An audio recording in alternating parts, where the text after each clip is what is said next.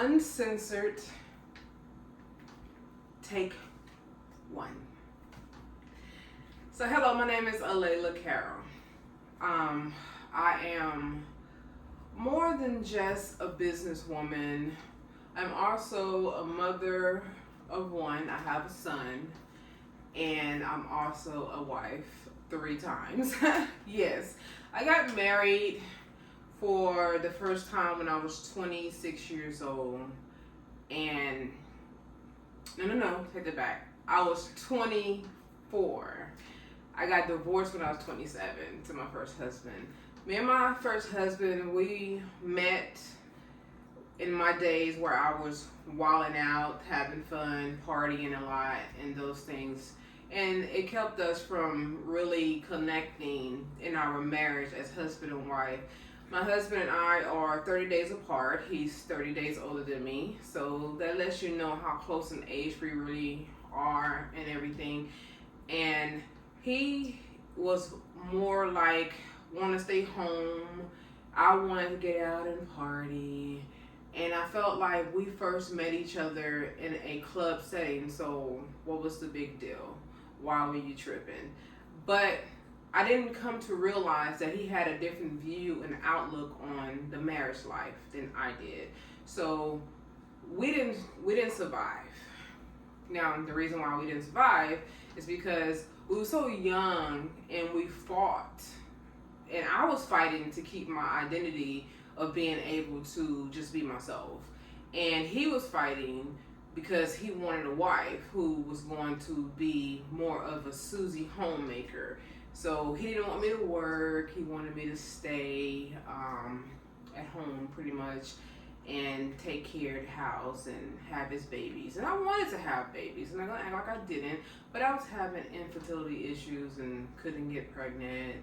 And it really put me in a state of mind that, okay, well, I'm young, I'm only 24, maybe, I got enough time. Then, so we relocated from San Antonio, Texas to Houston, Texas.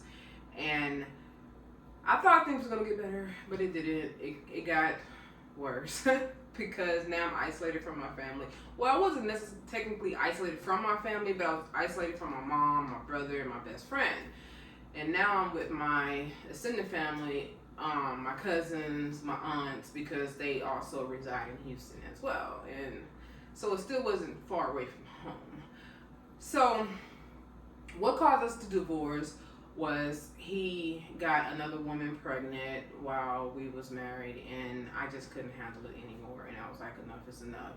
I can understand you want me to be a wife, but I can't understand you going out and cheat, because that's not what I'm doing. And even though I'm out clubbing, I'm not having sex with other people. I come home to you and lay down with you. So it really hurted me very deeply. It struck me to the core because I really wanted to have babies. I was just having infertility problems. Now, what type of infertility problems I was having, I was dealing with fibroids as well as ovarian cysts and a blocked fallopian tube. So you got all these 3 things going on, right? That's what I had going on, and going to the doctor and always in pain, and it just wasn't a great thing.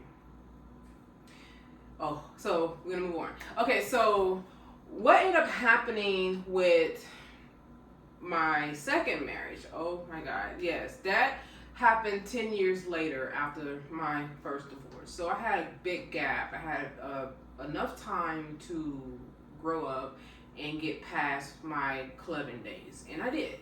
I wasn't going out anymore when I met my second husband. I was just pretty much working, and then I got laid off. Got laid off from my corporate job. I was working in technology, building computers, servers, and testing them and doing all those things.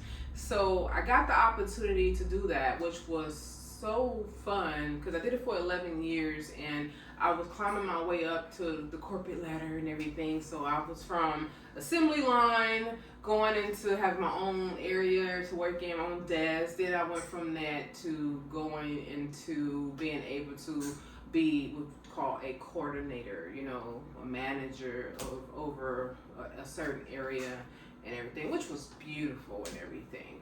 So, give me a second. My dog is over here chewing on something, and I got to make sure that he doesn't tear it up.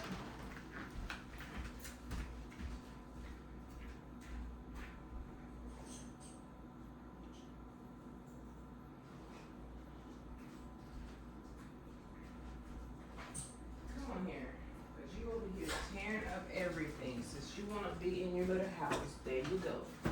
Yes, my dog loves to be in his carrier that I take with us out. And look at him. Come on. His name is Cinnamon. He's a Yorkshire Terrier. So, okay. So, I'm sorry for interrupting that. I had to go and make sure he wouldn't tear up what he was chewing on. And what he was chewing on was his harness. We need that, right?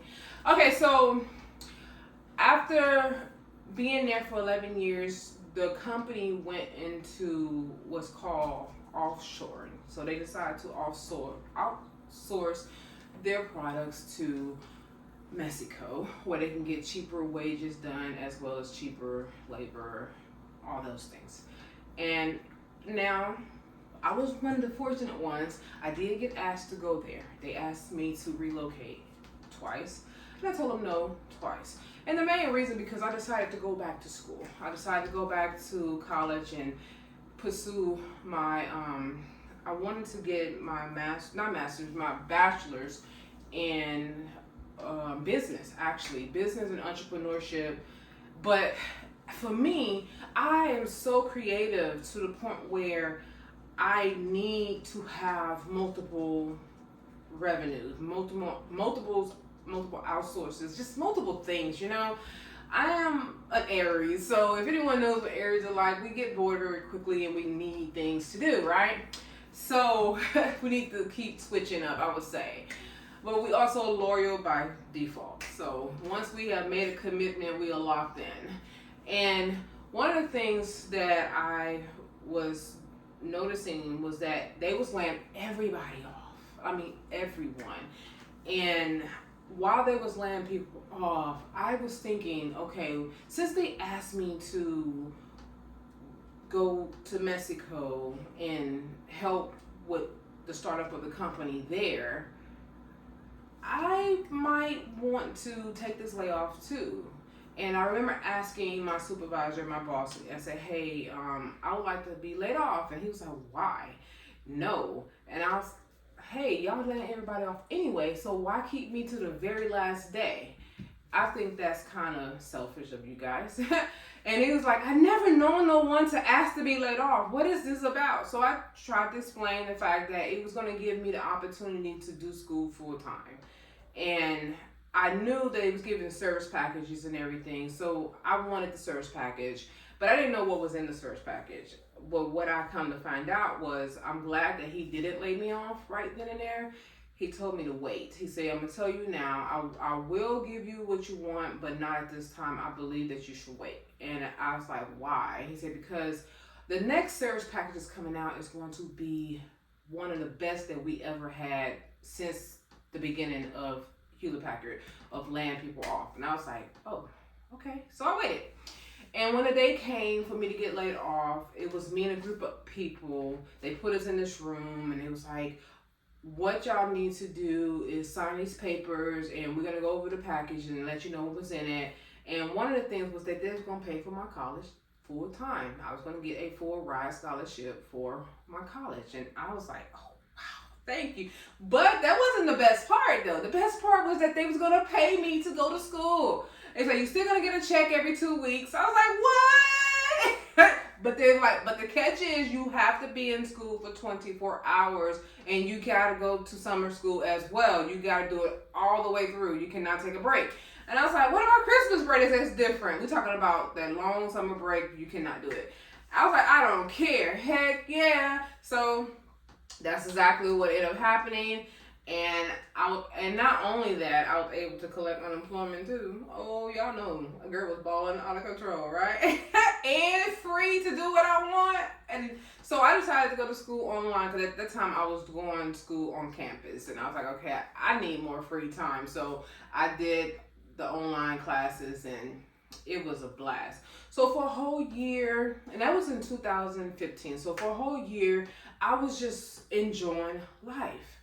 And I was still going out a little bit, but not as much. It was like if my cousin called or one of my friends called and said, hey, you want to go out, that kind of stuff, but not necessarily on the regular routine like I was with my first marriage. And so I ended up not necessarily meeting my second husband because I'd already met him a few years before that, but he started reaching out to me more and we started connecting. And when we started connecting, we was connecting online, and it got to a point where we wanted to see each other. So he lived in Omaha, Nebraska, and I was living still in Houston, Texas. And I was like, okay, how are we gonna like make this work? Because long distance is not easy. And so he was telling me, well, how about, we meet up with each other? And I was thinking like, okay, that's not a bad idea. We've been talking on the phone at this particular time about 3 months now, and I wouldn't mind seeing you in person and see if we really have a vibe or whatever. And at that time, I was going off of chemistry, so I learned a lot about chemistry, why you shouldn't go off chemistry. But at that time, that's what I was doing. I was going off chemistry, and when I got a chance to go and see him, I flew to him. I flew to Omaha. The main reason why I flew to Omaha is because I really wanted to have a trip. I just wanted to get out of Texas. So that was, to me, a vacation. And I was looking at it more of that than actually meeting him. To me, I felt like he was just a person that I can have contact with while I'm there. And we will be able to see if we have a connection in person, and then I get the chance to go back home. That was my goal. That was my plan. That was my thoughts. And I was thinking like, so this is raw, right? I can say what I want, right? Okay. So anyway, so I'm gonna say what I want. So what ended up happening in this situation was that, we laid down together and we had sex, but I felt like that's all I was going to do. And I wasn't really looking for a relationship at this time. I really wanted to just enjoy myself and have fun. But he caught me with this line that he used on me, and it really made me think, like, okay, maybe. Because I'm a stickler of, when you go looking for something, you don't usually always find it. It's when you stop looking, you usually run into it, right? And it was kind of like that moment for me, because I remember the last day of being there, and we had like this extended stay hotel or whatever, and had a full kitchen. And I was making fettuccine alfredo. I remember making that. And as I was almost done with it, he comes out of the bedroom area into the kitchen area, and he said, I hope it's not the last time I'm going to see you again. And I was like, in my mind, I was like, it really is the last time you're going to see me, because I really don't really want to be with you. That's what I was thinking. Like, I don't need to be played like that, Long distance is not easy. So he was like, no, what you not understand is that I don't do one night stands. I really want a relationship. I want to see if we can make this work. And I was like, wow, he's serious, isn't he? He really serious, So instead of me just saying no, he's like, hey, please tell me this is not what you came down here for, just to have a one night stand. Because now you're making me think that this is what you do. Is this who you are? And I was like, no, this is not who I am. Not at all. But I thought that that's who you were.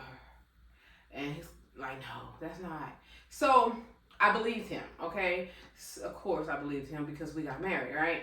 And so to fast forward through all that, when we were dating, I wasn't a flight attendant just yet. I became a flight attendant within 6 months of us dating. And I was still in school, and I think I was really close to almost, I was in the middle of it because what they did was they paid for my continuation of me already been in school for Hewlett Packard, so I didn't need to go and restart over or nothing like that. It would just keep going basically. And I remember him and I flying to meet up with each other. Like we would go to Dallas, we would go to different places to meet up. And we did a lot of traveling, which was fun. And that part is what got me and hooked into the relationship because we was doing a lot and having a lot of fun together. So when we got married, that's when everything changed. So when we got married, he moved to Houston, and I was so used to him being in Nebraska to where I could have my space and my time to just be me and lay my hair down and just be myself. So I didn't know all these quirky things about him was going to affect us until he moved in. Once he moved in, it was like he just wasn't the same fun guy anymore. It started being a nitpicking thing. It started picking on me. And when I mean picking, like for my hair, so you see my hair like this, right? So I had my hair like this once before when we were together. And he told me he hated it. He's like, I hate that style. And I was like, what's wrong with my hair? He said, that's not even a style. It's just hair just out everywhere. And I was thinking, like, this dude crazy. You don't have no idea what you're talking about. And you bald headed. You have no hair. That's what I said to him. I said, you have no hair. So who's talking? How about you grow some hair and style your hair the way you want? So yeah, I was a talker. I did talk back, you know. And now, at this particular time, I was starting to get a little depressed because I couldn't be myself without us arguing about the things that I would want to do. And then it went from my hair to my clothes, you know. Now he's picking about my clothes. And, you know, if I want to wear shorts, why are you wearing shorts? Why are you showing your legs? I'm like, I got nice legs. I should be able to show my legs. This is what I've been doing before I met you. Why now? So at this time, I'm about 38, 39. We got married when I was 39. And so this is when this is going on around when I was like 39. So I'm like too grown for this type of stuff, right? But like I said, I'm already married, right? So after all this, he's picking on my clothes, he's picking on my hair. Then he started telling me, I want you to wear dresses more. So let me paint the picture. His mother, an older lady. She don't wear no pants, no shorts. All she wears is dresses and skirts. She has this religious type situation going on. And I was thinking, this man is trying to make me like his mom. Like, this is not going to happen. But to try to keep the peace in my marriage, I started conforming to some of the stuff that he wanted. And I was so unhappy, like so unhappy. Even with my hairstyles, because my natural hair, you know, it is what it is. Why do I have to fight behind my 4C type hair, you know? And I have been growing my hair out since 2012, and here it is, you want to get mad at me and everything. So this hair that I got on my hair right now is not my natural hair. It's weave. But my natural hair was just like this. I ended up cutting it off because I was so mad one day. We got into this argument. I mean, a huge argument behind my hair because I tried to wear it like this again. And so we're arguing and everything, and we're in the car when he's driving, and I said, you know what, take me home, because I don't understand why you got a problem with my hair. And at this time, Michelle Obama and First Lady Michelle Obama and President Obama was president. They was in the office, and he's like, "Why can't you wear your hair like the First Lady?" And I was like, "I'm not the First Lady." And he kept saying, "Well, if you're gonna be a preacher's wife, then you're gonna have to be like the First Lady." And I'm like, "Preacher's wife? When do you become a preacher?" And he was like, "Well, that's what I'm finna be. I'm finna go out to being a preacher." But you never consulted me about none of this stuff, and I felt like it was. So I was just blindsided about a lot of things. And did I even mention that he wasn't even paying bills? He wasn't working. He didn't want to work. Yeah, he didn't want to work. I was paying all the bills. I even had him on my medical insurance. And I was embarrassed to even talk about it back then. I'm not embarrassed anymore because I've grown past it and I've learned so much from it. So after all that, you guys, what ended up happening was that, like I said, I went home and I cut my hair off, and I cut it like this freaking short. It haven't grown back since. I mean, I got a lot of hair now, but not as to this extent like it was. But it's going, it's getting there. And I do regret cutting it out of emotions and being angry and stuff. I do regret that. That's the part I do regret. I never should allow him to get me to that level where I end up doing something to myself. Never do that, you guys. So, to make a long story short, his narcissistic behavior got worse. And it got so worse to where we was fighting constantly.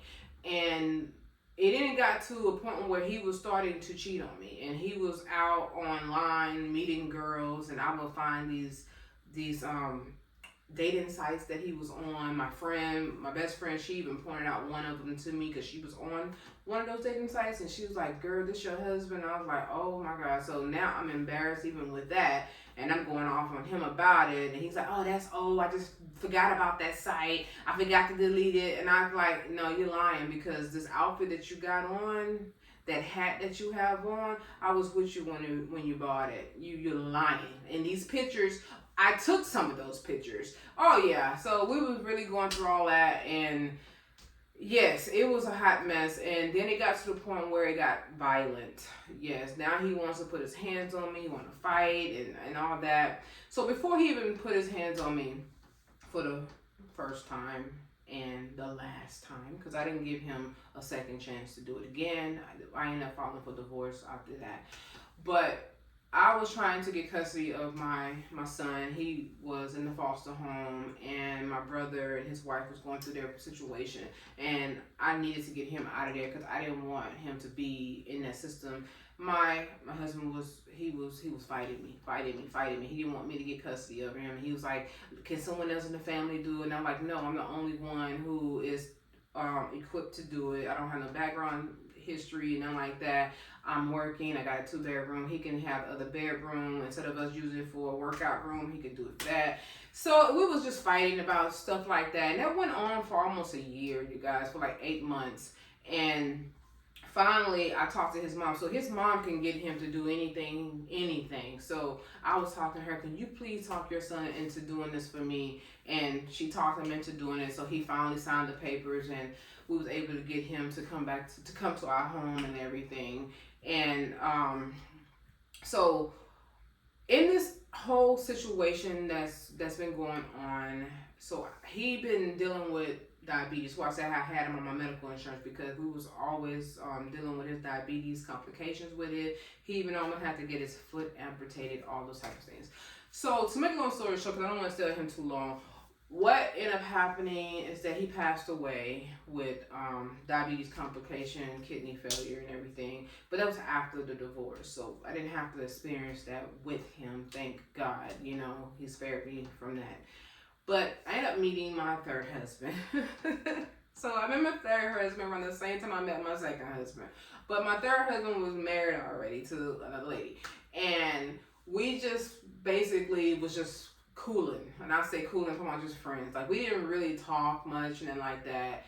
It was more of a hey, how you doing? You look great.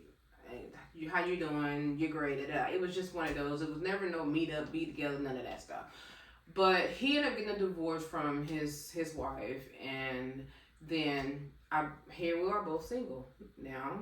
He ended up contacting me, and we ended up talking, and we talked, and here we are today. We're married, And I have to say, it is a beautiful marriage because he's totally opposite from my second husband and totally opposite from my first husband. We don't fight. We don't do none of that. And he's much older than me. He's 12 years older than me. I am 48.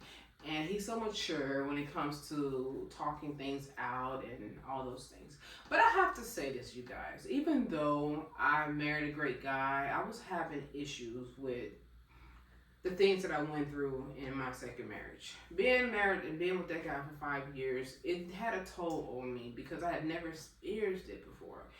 And not only did I never experienced it, I was broke a lot, like completely broke. Every time I got paid, the money was going straight to bills. And then, of course, he had medical situations, and it was just hard, you know? And I remember praying so hard about my finances. I was like, God, this is not easy. And all I was making money was from my flight attendant job.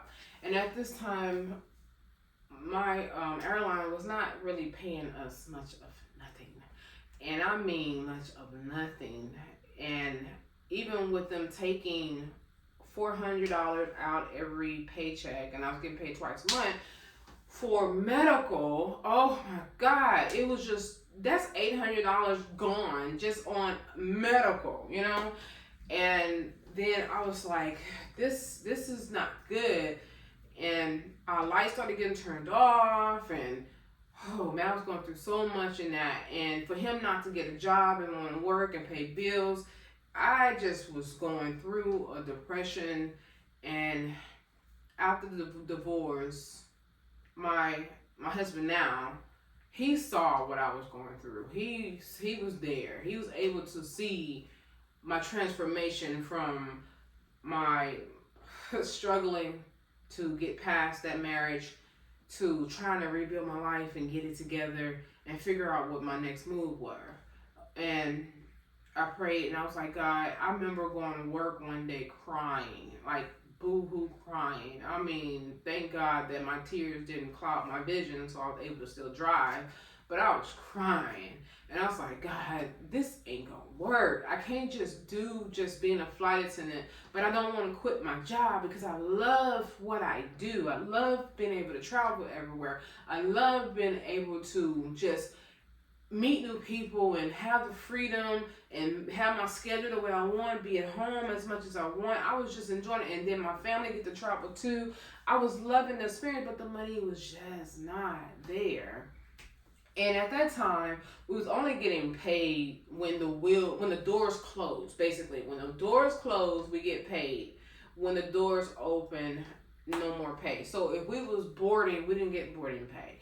When we were delayed, and if the door was open, we was not getting paid. So we would have to keep that door closed as much as possible. But then you got the people on the plane getting upset about being on there doing the delay. So the money was just not great, you know. So, what ended up happening, God gave me this vision. He was like, you need to talk about you, but you need to do it in a way where it helps others. And I was thinking, how did that work? How do I talk about me and help others, you know, without it sounding like a testimony, you know, other than just that. So he gave me this idea to start a business called Imaging Coaching. And what that business is, as you can see right here, this imaging coaching, right? So what that business is, I still have it. What this business is a stress management coach. I coach people to help them to manage stress and to learn how to cope with whatever they can't change, but to whatever you can change, how to prioritize things in your life. And stress, we deal with stress in so many different kind of ways where it's not even a limit on what stress can be and become in your life. And so what I ended up doing, I went on and got the LLC for it in 2023, and I built a website and I did all that. And so I was thinking like, so what is this website going to consist of? And in the website, what it consists of is coaching programs. I have different types of programs, and so in the program I teach people how to get out of narcissistic relationships if they're dealing with a narcissist. And then I also teach, and I have books. I have books on all the things that I have. So I'm going to show you some of my books, you guys. I'm going to show y'all. So I have these books here. I know you're probably like, whoa. But yes, I've written every one of these books myself. And so first off, this book here, this is the book that is about imaging coaching. And everything that imaging coaching is about is a catalog. So when I created this catalog just to hand it out to people. It's free, you know. And so I'm going to hand this out to people so they even know what the business is about. Come to find out, it's a little costly to hand these out because of the fact that it got to get printed. Now, so I do have it in ebook, and you can get it for free on ebook. But a lot of people are actually buying the actual physical copy, and I was like so surprised about that. Like, wow. But it happens. So, so I'm not gonna go in no particular order. I'm just gonna grab from the top. So this here book, this is the book that I made to help people. It's called Stronger Together. It says keeping our children from living a suicidal life. So this is a program that I put together to help our kids to manage their stress, and this is mainly for teenagers and 20-year-olds and, you know, even 30-year-olds. I know you're not a child in your 30s, but this is pretty much what this book is for. It's for ages 14 to 18. And what this book does, it's a program for any instructor. So it's going to have to be someone to instruct this. It's not just for you to give to your kid and that's just that. Basically, you have to instruct. It's more of a classroom setting where there's students in the classroom and they're going to need to have a accountability partner, and the accountability partner is going to be able to hold their partner accountable, and then vice versa, they hold a partner accountable, and they just work the book. And it's like I think it's a 6 week, is it 6 weeks? I think it's a 6 weeks course that they take, and they're able to just talk and write down whatever they're going through and on paper and in the book, and it teaches them how to be resilient and everything. So I'm going to read one little part of here so I can kind of give you a better understanding than what I'm talking about. So this here part is called Growth and Resilience. It says adolescence is a time of growth, but also a time of setbacks and change. Building resilience means helping teens recognize that struggles are a part of life and that they have the ability to bounce back from them. Reflecting on past challenges they have overcome help teens see their own strength. Questions in this section encourages teens to think about how they have grown, what gives them hope, and how they can continue to move forward with confidence. So basically, in this here part, they're gonna get questions asked, and they're gonna be able to write down whatever they want to write down, their own thoughts and stuff. So like one question here, it says, how do you usually bounce back from failure? And then they will write whatever. Then the other one, number 2 question is, what something hard you've done through that made you stronger. So they get a chance to do all that in here, and it's really a good, helpful book. So I've given these books out to high school and everything. I had some copies, some available copies. I had like plenty of them, and I was just going around to the Houston high schools, and I was just handing them to the administrators, and I was like, hey, just take a look at this book. Y'all might want to be able to use it, or you might can find yourself being able to use it. So this one guy in Louisiana, he got a copy of this book, and he was like, man, this is what we're going to use to help save our children. This is really awesome. Now, this here book here, this was my very first book that I ever wrote. It's called The Entertainment of Eroticism. It's called Wet. And this is just basically a whole novel of, it's a romantic novel. This has nothing to do with stress or whatever, but it does take you out of your reality and put you in a whole nother world. So this is for people who love romantic novels. Now, this here book is called Live on Purpose, and it says live in the discovery of your calling in 6 weeks. So with this book here, I help you to discover what you were actually here for, why you came to this planet in the first place. What is the reason why you exist? And for a lot of people, we don't know. And we learn that along the way. But this is to help you to get there faster. And then this here book is called A Change in Direction. This was my second book that I ever wrote. I wrote this book for my son. So I wanted him to understand that we all have choices, and every choice that we make comes with a consequence. So this book here is what it says in the back. It says, you are where you are by the choices you make. A mother's guide to helping your children make good decisions. A change in the direction is a short 50 quote and statements based on biblical teaching, because I am a faith-based person. I'm a believer. And it helps to promote positive thinking and an optimistic attitude towards life in teenagers and young adults. It is a thought-provoking, self-help, serious but yet practical. And it's also scripture-based, like I told you, have some scriptures in there, and which will help set your child up for a leadership lifestyle as they become an adult. And then this one here is called Flying Through the Storm, Flight to Freedom. This is a story about my life. This is me I actually put my second marriage into a stage play, a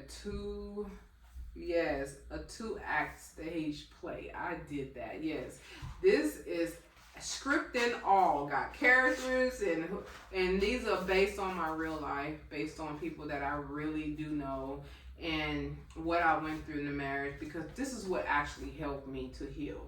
I know you guys probably like, what? Yes, the reason why I did that, because this is how I healed. This is how I came out of depression.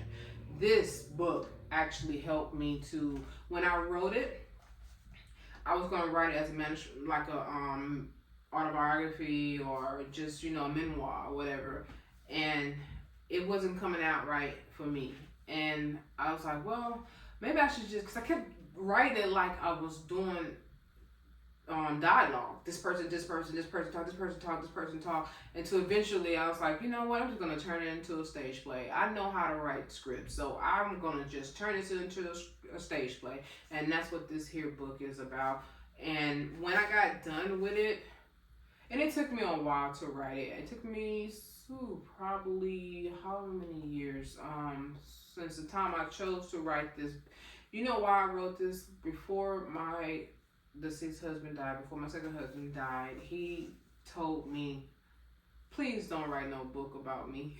That's what he said. And he said that before he even knew how sick he was. This was right when we was getting our divorce, and I kept trying to get him to sign the papers because he didn't want to sign the divorce papers. He kept trying to avoid me.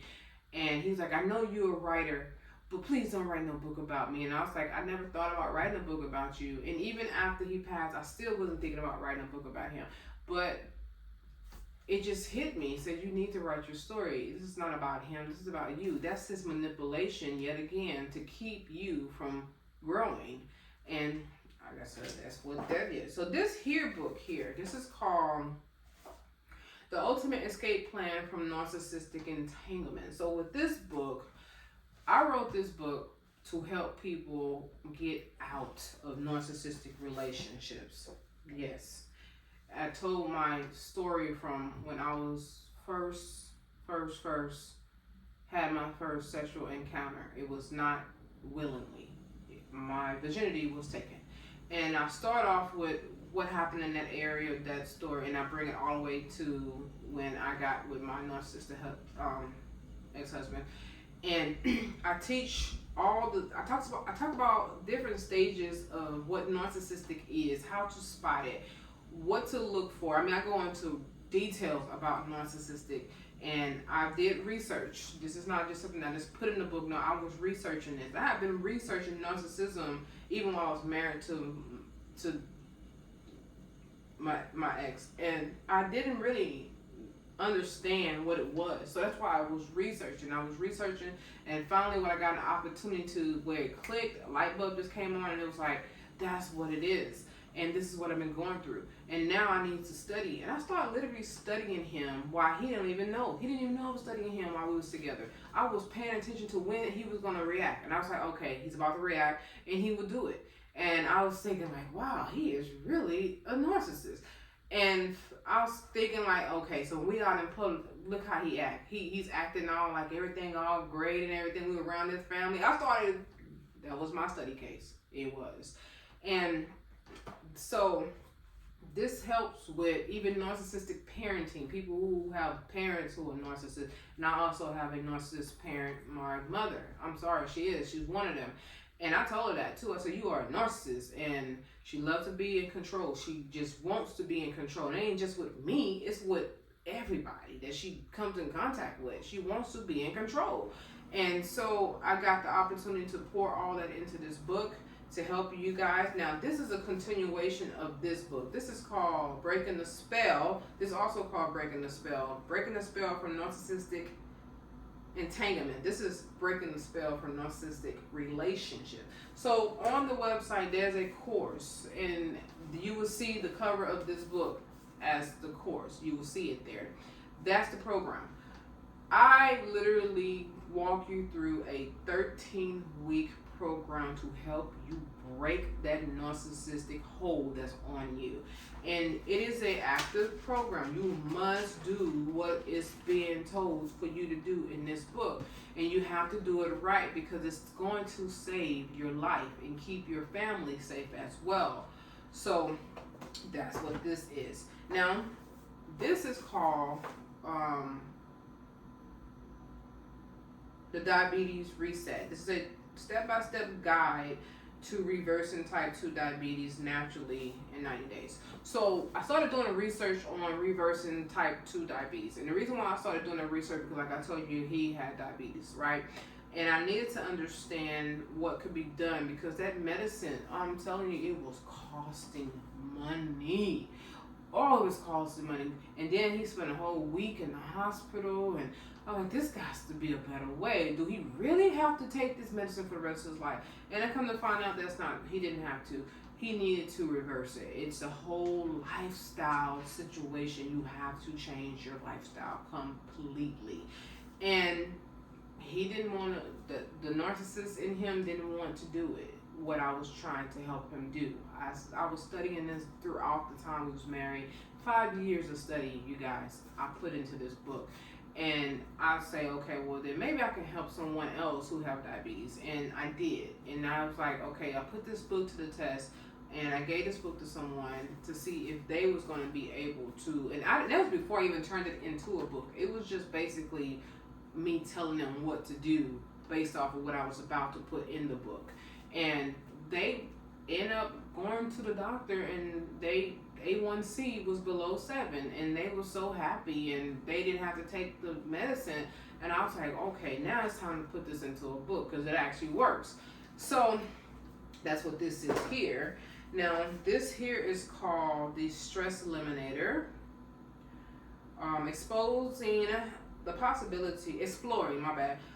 The Stress Eliminator, exploring the possibility of coping with stress and eliminating the ones you don't need. So this is what this whole ordeal is about when it comes to imaging coaching. This book, it actually helps you to understand the different types of stress levels that you can be under, to identify which one you're dealing with.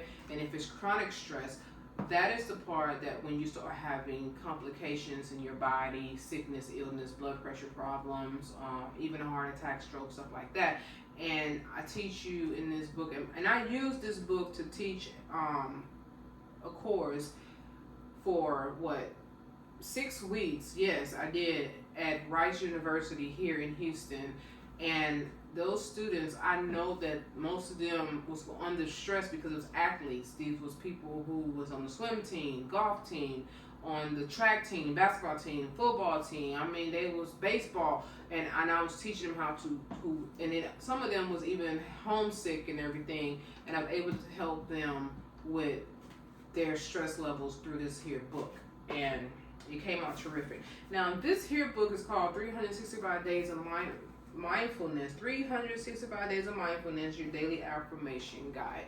This is 365 days of affirmation that I wrote, and I just basically this here help you to change your negative thought pattern into positive thought pattern. So basically, if you are a pessimistic person, this book will help you become an optimistic person right here. Then, this is my latest book. It just got published 3 days ago. 2 days ago, 3 days ago. I know it's just a few days, not even 7 days yet. And this one is called The Power of Slow Dating. Are You Tired of Dating the Wrong Person?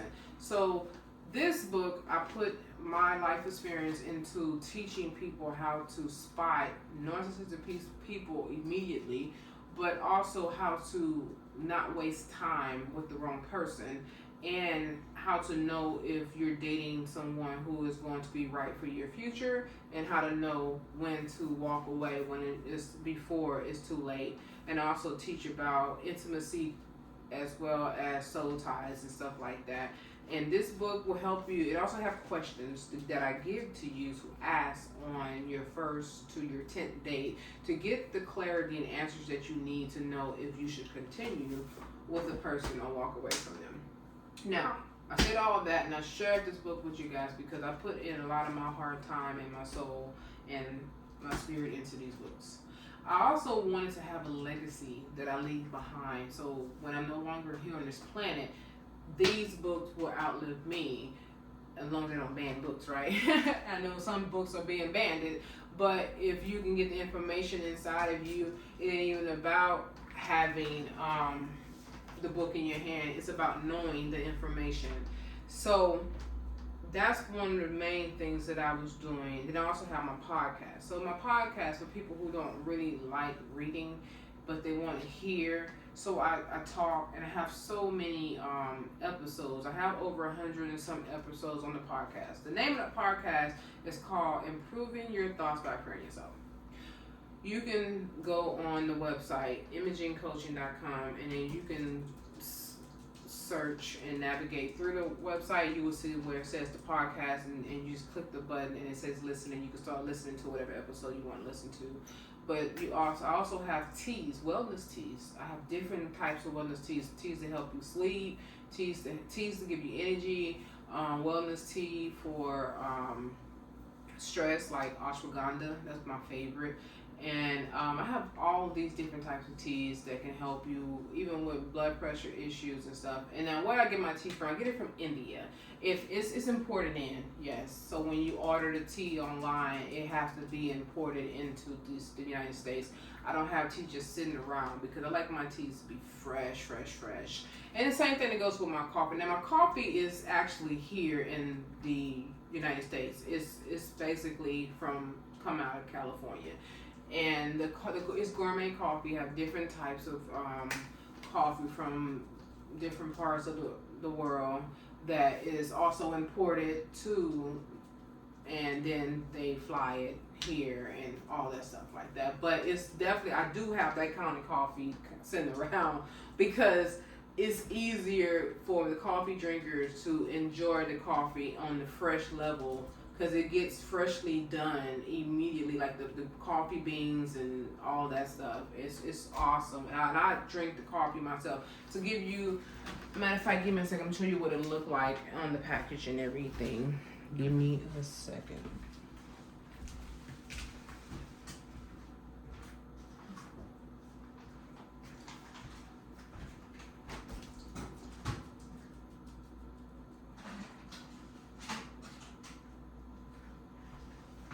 Okay, so here is the coffee package here, you can see. So this is the Colombia coffee right here. Now this is empty. I really do need to get another one. I'm out, but as you can see, I'm out. and it still smells fresh. And this is the tea. Now this tea here is called men's activity. This is for men who are dealing with low libido, but also who's dealing with not being able to sleep at night, and basically balance, to get you balanced and back on track and active and stuff. This here tea. So I got this from my husband. Also got comes with female as well, as you can see. Yes. So yeah, these are some rose petals, and it's all types of tea leaves in this, as you can see it, right? All types of tea leaves. Shouldn't put that back in there, but hey, my hands are clean. I did wash my hands. So you got the opportunity to go on imagingcoaching.com, and you can navigate. Oh, he brought his little phone in here. You can navigate through the website and be able to basically get your tea. So those are the things that God has blessed me with, the idea to be creative and everything, and it gets me out of my boredom. And now, what else do I do? I have my own shoe brand, yes. So I design shoes. When I was a kid, I used to draw. I used to love art. Love it, love it, love it. And I used to draw, and all these different things. Now I get the opportunity because I love fashion. I love shoes. I love hair. I love all the things that comes with beautifying yourself and feel great when you just fix yourself all up and just be glamorous and stuff. I love it. So I decided to partner up with a company in Italy that do their own crafting. All I have to do is design the shoe in the bag, and they will craft it together for me with their material, which is Italian leather, genuine Italian leather. And I'm like, oh my God, this is just awesome. So the same leather that Gucci uses, I got it. Yes, I got it. Yes. So my very first prototype. What is that? This is my very first prototype. Yes. Now I was just being creative. I wanted some gold. Yeah. And this is how I used to dress when I used to go out. When I used to go clubbing, I would literally go to the store and I would find outfits that didn't go together, but I would put them together. And then if it was an outfit that I felt like could use a little bit more pizzazz, I will add the pizzazz to that outfit. So there was no one looking like me. I hate going to a store, buying something off the rack, and then go out and see someone else in it. That happened to me before. And I was so unhappy when I was like, oh no, she didn't. Oh no, she didn't wear the same red dress that I got on. And then she had the nerve to have pants on underneath it. I was like, pants? That's a dress, not a shirt. But anyways, I understood why she wore it as a dress, because she was a pretty big girl. And it fit her like a shirt. So it made sense for her to do that. But to me, in my mind, during my days back then, you know, I was like, well, what is really going on? So, and it comes with its own dust bag to keep the leather in good condition. So the very first box that I created was this one here. That one. It's purple with a butterfly. The reason why I chose the butterfly, because butterflies are beautiful. When you see them, you're like, oh, it's a butterfly. You get excited. But their lifespan is very short. They don't live long. But they're so beautiful to look at. And they're free. And I know it comes from a caterpillar that's been locked up in a cocoon for months, ready to let itself out to become who it is. So that's why I chose the butterfly, because I feel like I'm a butterfly. I've been locked up and not been able to just be myself and be my creative self. So I finally became a butterfly. So that's what the butterfly is here for. Now, when I chose this here design, I graphed it online. I just put a lot of stuff together, and I used different type of graphic and was able to create that. So the purple was not really doing it for me, so I ended up changing the colors to black, and then the red and purple in here and stuff. And as you can see, that's my name, Alaila Carroll, Alaila Carroll style. Now, why did I name it Alaila Carroll style? Oh, okay. Because I'm so full of style. When you see me, you're like, ooh. So, for instance, when I went to work on my last trip, the pilot, it was my first time flying with him, and he called me Tina Turner. He was like, Tina Turner. And I was like, at first I didn't know how to take it. I was like, should I be insulted? Because he's not black. And I was like, should I be insulted? But he didn't. But he went on to elaborate. He said, when I look at you, I see glamour. He said, oh my God, your hair, it is like beautiful. I see glamour. And I was like, he gets my style. He gets it. So that's why it's a Alaila Carroll style. It's my style. My shoes are my personality, the style of what I do. So here are some more of my designs that I created. So this is a bag. This is a travel bag. It's a duffel bag. It's pretty cool. I traveled with it to New Orleans recently for my birthday, and it fits so much stuff in there. It's funny because this is the bag that I had so much stuff in. My husband was like, you got a lot of stuff in there. Cause I kept pulling stuff out as we got in. He said, man, what else you got in that bag? You got so much stuff in there. I said, it's deep. It has a lot of room. If you roll your clothes up, you can fit it in there. And see, by me being a flight attendant, you roll your clothes. You learn how to pack very, very well. And then I have, I call these my rainbow shoes. Yeah. There's so many different colors. Pink, purple, blue, green. Yes, all kind of plum. And I like the way the tongue is. It's so fat. And then you can zip this here up. You can wear it zipped up or you can wear it zipped down. It doesn't matter. See, you can zip it up or you can have it zipped down. So I get a lot of compliments when I wear these shoes. And these are my prototypes, you guys. So I wear the prototypes so I can get an opportunity to see if it's even worth having it on my website. And what I do is I design a shoe, I send it out to Italy, they craft it, and then they send me the prototype and they say, do you like it, yay or nay? And I'm like, let me walk in them for a while and see how well they hold up, and the bag as well. And then I'm like, yes, this works or no. So I have one pair of shoes. I think I had to send them back and have them redesigned because it just wasn't right. But they did it right. They got it right. And now this one here, these are eco-friendly. So I mean they are recyclable. And I know some people are green, so I have you covered. All right. So they're white, and it has the peace patch there, like peace out. And these are very comfortable. I even worked out in these yesterday. I went to go work out in them because I worked out in these too when I first got them. Cause I'm like, if you can stand a good workout, then they hold up well. So I worked out in those, and what else? And then I have these here.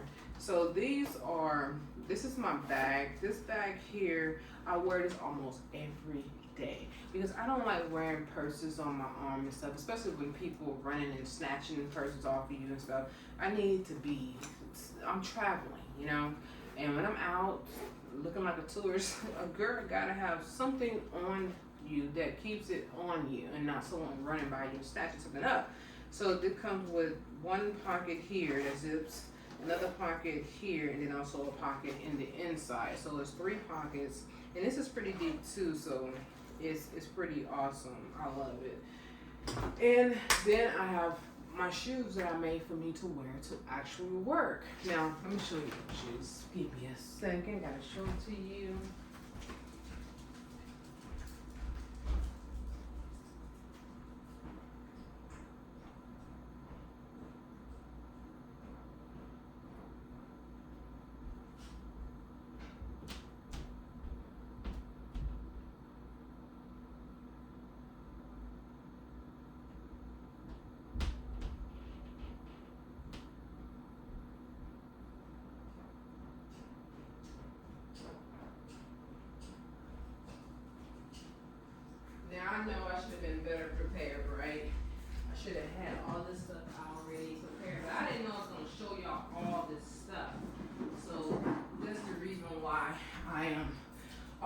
this right now. So these are the shoes I made for work. So I actually wear these to work.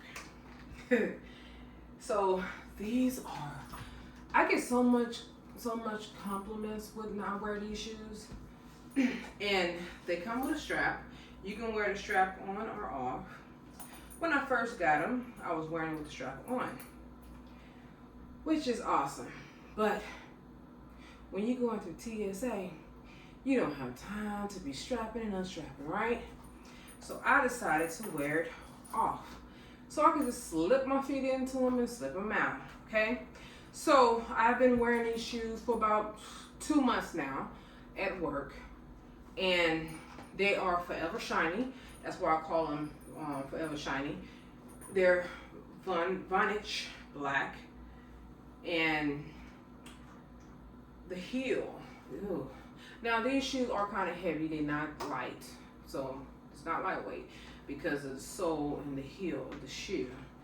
And I have not tried to see if they go through the metal detectors yet, because when I'm at work, I'm almost kind of running a little late, so I ain't got time to be trying to test nothing out. But what I'm gonna do, I'm gonna eventually test it out at some point, because I'm gonna need to see if they go through a metal detector. But I have to say one thing about metal detectors at the airport. If you are coming from international, it don't matter if your shoes are gonna go off or not. If you have been going through TSA and you go through the metal detector and your shoes don't go off, but you went in through just general population area and it didn't go off, that's fine and dandy. But if you're going through international, your shoes are going to go off, period. They have it set, the metal detector thing, they have it set so sensitive to where it don't matter if you have had anything like a metal in your shoe or not. It doesn't matter, because they want you to take your shoes off. That's why they have it so sensitive. So that's why I mainly have not tried it yet, because I'm always flying in and out of international a lot. Now, I also made these shoes here. I really like these shoes. They're so comfortable. I've worn these shoes a lot. California, over there where the Hollywood sign is at. I mean, I've been Mexico. I've been all over the place with these shoes, and these shoes are the bomb.com. Yes, they are so fashionable. I get a lot of compliments on these too when I wear them, because they're nothing like what someone has seen before. And you can't go to a store and pick these up off a shelf. None of my products, you would not be able to go and just pick it up off a shelf. So now let's get to the heart of things. This is the hard truth. I've been in business with imaging coaching since 2023. I have coached a lot of people for free, because a lot of people don't want to pay. It's almost like to the point where when you bring up money, they're like, well, I really don't got it. And I'm thinking, like, I have such a huge heart that I want to help the person, and I don't want to just turn them away, and they actually need the help. So I end up helping them pro bono. But I've gotten a lot out of it, though. I've been able to use some of my case studies to put in my book, and that's a good thing. So it's not like it's just, I'm not getting anything from it. Sometimes you have to put yourself and give yourself freely to get back a return. And I think that's where I'm at right now. But I'm not gonna lie, I'm at a point now where I'm like, I need the money. I need the money to start coming through. I do. And I've given away free shirts, like these shirts here, t-shirts and stuff. I give away free shirts. I give away caps that has imaging coaching on there, just so I can get my brand name out there so people see it. And I've even given away teas on the plane. Yes, I've ordered, I had some samples come in, and I had about maybe 300 samples of different types of teas, and I was just passing them out to people who drank tea. So whenever I was doing my service, someone would ask for tea, so I would give them the tea that they asked for, but then I would also say, hey, I have my own brand product, maybe you would like to test it out, and I would give them a bag of the tea and everything. And the bag, it wasn't just a little bag that you just steep and it's gone. No, it was enough to get at least 3, because it was loose leaves, and it was enough to get at least 3 cups from each of those sample bags and everything. Now, people love the tea, and they will, like this one lady, I remember her flights, and she was saying, I couldn't sleep, and that tea, I slept good. And I was thinking, like, are you going to order some now? And she's like, yeah, I'm going to order some. People will tell you that they're going to do stuff, but then they don't do it, you know? And I'm sitting here like, you gave me a good review, but you did not do what you say you were going to do. And that means to actually go and order. So I've been dealing with people like that who say they're going to do stuff and don't do it. And now I'm in a process where I pass out flyers. So these flyers here are for my shoes, right? And this, I have different types of my prototype, well, the pictures and stuff of shoes that, and bags that I have designed. Now I have over 300 products on the website. And the name of the website is AlailaCarrollStyle.com. And when you go to the website, you'll see all different types of shoes and bags. I do both male and females. And a lot of my designs, I make them for both male and female unisex, because I don't want people to be like, oh, matter of fact, when I first made these here, I had a guy, he was like, man, do those come in men? I said, yes, they are unisex. You can get them in men.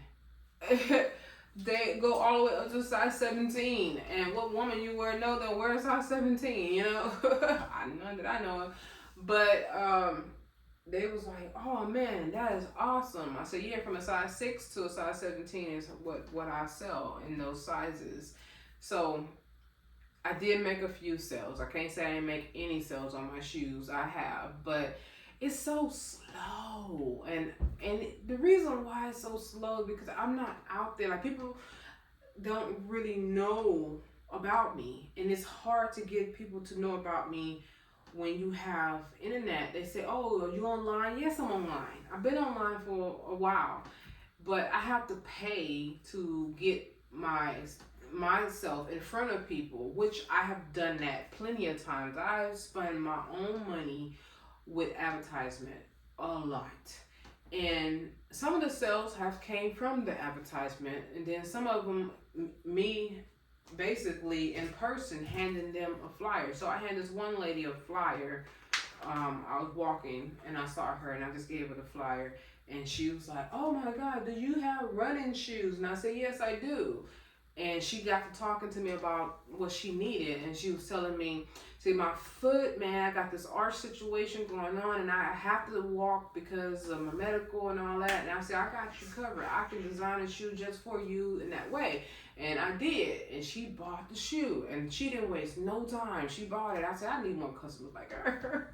You know, now I don't put writing and stuff like that on the shoes, because some people be thinking, like, I had this one lady, she wanted me to write a whole Bible scripture on the shoe, and I said, I don't do that. That I don't do, but I can make a plain black shoe for you, and you can take it and have someone else put the words on there for you, the writing on there. She kind of got upset, and she was like, you must don't want to make a sale. I said, that's not me. Like, that's not my style. I don't do custom design shoes for the way you want it to be designed. I do custom design shoes the way I design them, and you wear the style. Just like Gucci, Louis Vuitton, Prada, they design their products and you just buy it because you like it, not because you want it to be a certain way. You don't go to the Gucci store and say, oh, I like this here shoe, but instead of having this gold here, can we put a red with a heart and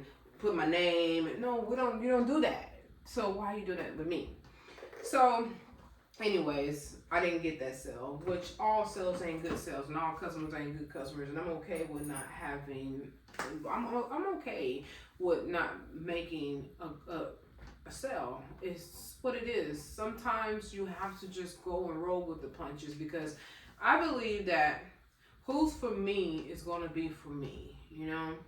I'm hoping that in the next 10 years from now, from today, I get the opportunity to look back at this video of this uncensored confession that I'm making. Uncensored confession that I'm making. I'm hoping that I get the opportunity to say, look how far I have came.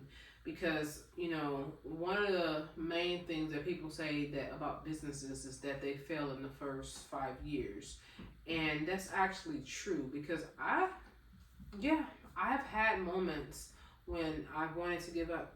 Yes, I've had that moment earlier this year, 2026, early this year, like January. I was like, maybe I should just shut it down. And then it was just this spark in me was like, no, why? Because what ended up happening, what made me not shut it down. See, whenever someone's on my website for imaging coaching, I get a notification that comes to my phone immediately, letting me know. And it also tells me what part of the world they're in. I have more foreigner people from other parts of the world who's on my website more than people in the USA. And they're on there looking mostly at listening to the podcast. That's what's really going on. And I'm thinking like, well, see, I was thinking to myself, I could just have my podcast without the website, but they don't know no other way to get through on that podcast because they keep coming back to the website. And I say, okay, I'm going to give it some more time. But then I started having more people coming through, and then my books started selling through the website. And I was like, okay, so this is starting to work, but it's still slow. So I was like, okay, let me just be patient. Let me pray about it, and let me trust in God and what He has, because everything can't be on my time. I have to know that it cannot all be on my time. So with that being said, I'm going to give it at least 10 years from today. And today is today is May 22nd, 2026. I had to think about what today was. And I'm going to give myself to May 22nd, 36. I think that's 10 years from now. Yeah.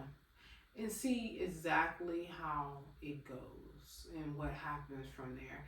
I would love to be able to come back and do another one of these videos and tell you guys how it's been for me in this business. If I'm still in the business, or did the business just take off and grew its own legs, which I'm praying that it takes off and grows its own legs. And I know that a business have to be worked. I know that. But what I'm saying is that people know about me, and they start coming and viewing and buying and telling other people about imaging coaching and Alaila Carroll style. And that would be amazing. So I do have another business venture idea, but I haven't put it out there yet because I haven't done the paperwork and all that stuff for it yet. And it's going to be a DBA under imaging coaching and everything, but I don't really want to talk about that in this particular confession because it's brand new, and I don't want someone stealing that idea and taking it from me. So I'm going to keep that to myself. But remember, I said I have another business venture idea. So 10 years from now, when I come back to talk about what happened, I'll be talking about that business too. I hope. I hope it's in a good way, not because I'm saying, oh, I didn't do it or something bad happened. But yes, so I thank you guys for listening.